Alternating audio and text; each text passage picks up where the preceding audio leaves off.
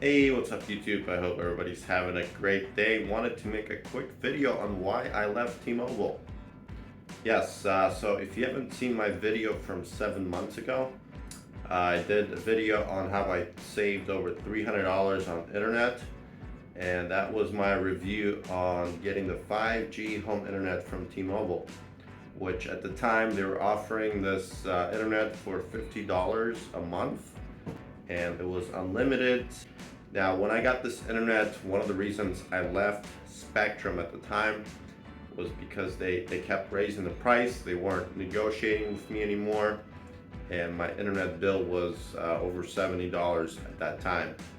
Now, I was looking for a way to save some money, so I figured I'll give it a shot. So price-wise, I think it was priced pretty good, very competitive.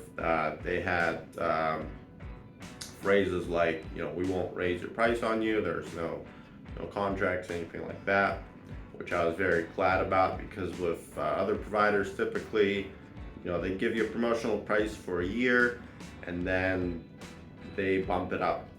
So when they do that every 12 months or so, or if they have some kind of increase, which could happen anytime for any reason. Okay, so as far as the performance of the internet, I was getting on average between, I would say, 50 to 90 megabits per second. That all depended on the day, the weather, how the wind was blowing. So very variable. And I had a couple of days where my internet was actually down. It was a bit frustrating. Now, I didn't have any issues with streaming Netflix or browsing.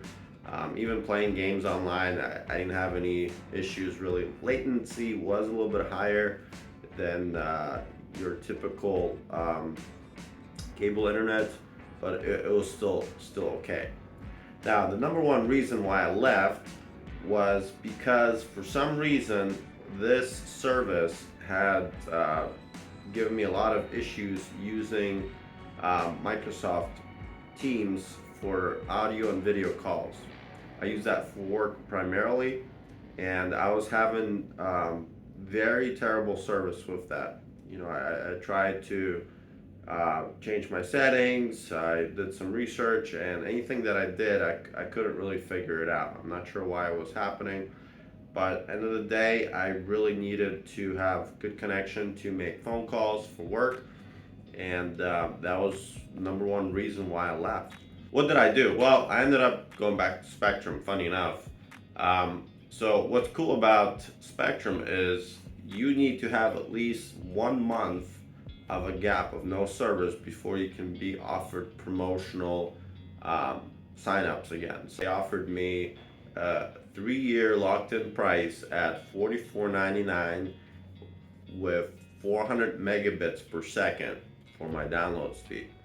And they gave me a cell phone line, a SIM card basically, with unlimited internet through their Spectrum cellular service for 1 year. So I jumped right on it, signed up.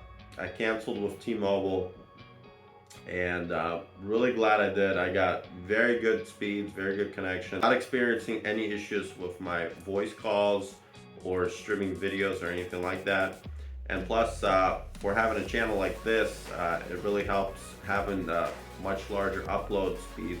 That way I can upload these videos faster.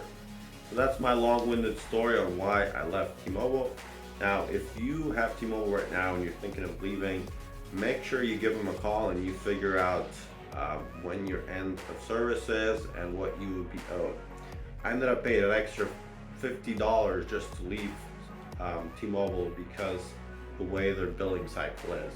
So keep that in mind. If you're just jumping ship over $50, you might not actually save that $50. But if you're having issues with their connection, I'm sure I'm not the only one out there. So I wanted to give my honest review and reason why I went back and where I ended up landing. So hopefully that helps somebody. If you like this video, give me a thumbs up. If you're new to this channel, check out my other content, ways how to save money, some DIY stuff. I talk about real estate and some projects I'm working around my house. We'll see you later. Thank you guys.